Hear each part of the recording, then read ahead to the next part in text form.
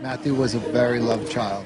He was an 18-year-old American boy like everybody else in this country. Normal boy. When he was born, just the cutest little baby with big brown eyes. He was a handsome little boy, and he was very happy all the time. He was such a free spirit. He was so happy all the time, and he had a smile to die for. I remember Matt's smile, boy, I'll tell you something. He was a charmer. Yeah, those eyes of his could probably get him in a lot of trouble. He was always involved, you know, he likes to be involved in sports. We used to play basketball, paintball. And he was always a scrapper, though. That's one thing we liked about him. If you picked on him, he'd pick on your back. Someone to always talk to, you know, personal relationships, someone to depend on. He was a great person, lots of fun. I miss him. I miss him every day of my life.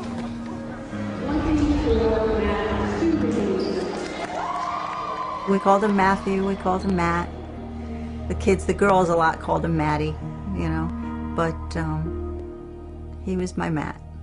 And he loved to fool around with the kids and wrestle with the boys, and he and Annie were very, very close because they were the closest in age, and those two, they were like two peas in a pod.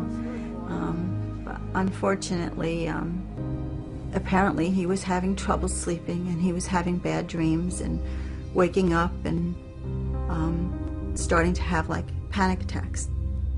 That's when I said to him, you know, Matt, maybe it would be helpful if you talked to somebody outside of the family, you know, like, would you want to do that? So I made an appointment with him.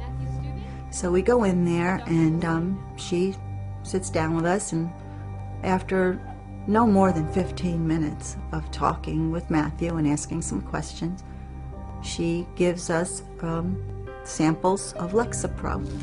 So I said, what about side effects? I said, you know, what should we expect from something like this? And she says, well, you know, they're very well tolerated. And she said, you know, they could have like headache or nausea or maybe some insomnia. So we went home with our sample pack of Lexapro, and at that point, he stopped wanting to talk. He seemed to be withdrawing more. This was weird behavior for him.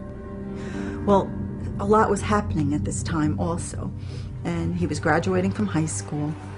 Of course, the big plan, the kids always, they go to senior beach week. He didn't want to go. He wanted to go visit his brother. And off he went. The day that he was supposed to be coming home, it was around 1 o'clock. I hadn't heard from him yet. He was supposed to call me when he finally left. Later on, I guess it was after I got off work, I called, and he didn't answer. But a little while later, he called me back, and he said, he said he was almost to North Carolina. It was about 11:30, and I called. He said, I'm fine, I just passed Roanoke. I woke up at around 2:30, kind of jumped up at the clock, and realized he should have been home an hour ago. So I called the cell phone and went straight to voicemail. I kept calling and calling. I'm like, Matthew, answer the friggin' phone. I was like so upset. Fell asleep, woke up again. It was about 6 o'clock in the morning. He still wasn't home. I didn't know what to do. I started getting ready for work. Went to work. I could hardly function. I went, told my boss I have to go home. Get in the door, phone's ringing.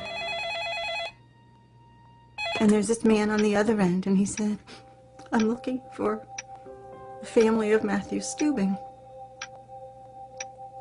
I said, this is his mother. Who's this? And he said, I'm calling about the jumping.